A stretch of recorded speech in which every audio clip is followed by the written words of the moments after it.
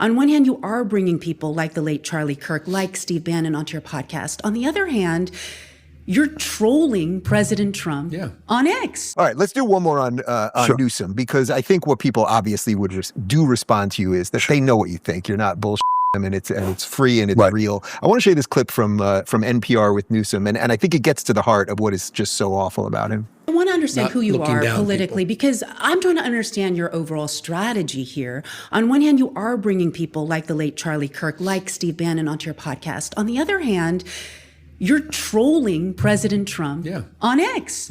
You mock his writing style. You mock his body. You are selling MAGA branded knee pads. We shouldn't be body shaming. How do you square those playground insults with the listening sessions that you're having with these conservatives on the podcast?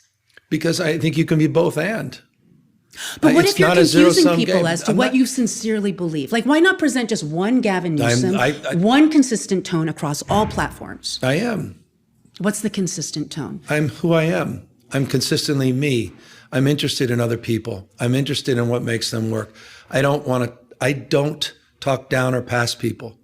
I believe all of us want to be protected, connected, and respected. All of us need to be loved and need to love. To me, that's universal. But you don't think you're talking down to President Trump on your X account? I'm putting a mirror up to President Trump, and I'm fighting fire with fire, and I'm punching a bully back in the mouth. Sass, I just always say he's a lizard person because you just don't know what he is. He's a chameleon. You don't know what he believes on anything. Everything he touches seems to work for him, but not for the people that govern him. I mean, that in some sense, that's like the polar opposite of everything you've said here. I will say this. About why you would care. I will say this. He does have a point when he brings up the fact that he considers himself a multifaceted person. We're not one-dimensional. You can get in front of, I've seen you sitting here talking to me, but I've also seen you on other shows when you've been interviewed by Pierce and others, and that's not the person that I saw talking to me. You know, moments call for different elements of your personality to come oozing out.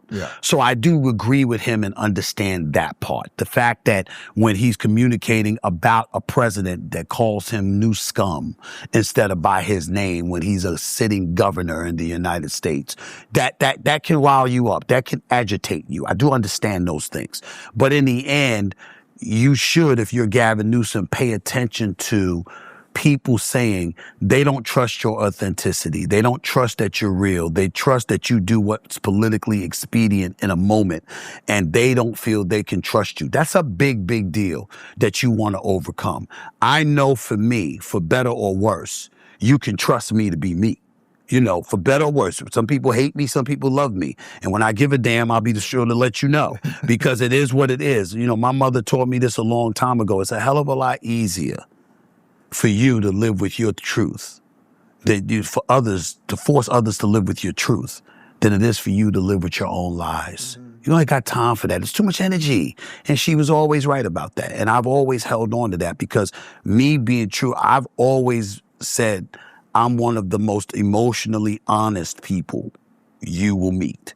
What you see is what it is. I don't have time at all to entertain those kind of games. And do I believe that that would bode well for me in politics? Sure, I believe. Now, I've never tried to govern. I've never tried to be an elected official. I don't know this stuff, man. You know, I told somebody the other day, and they said that was a great idea. I said, you know what I would want to do if I was in office? I'd want to have 2 people for every single cabinet position, a Democrat and a Republican. Figure it out and come to me with the best idea. Oh God, you want to grow the government? No. What I mean, I'm just talking about. Hey, no one gets everything.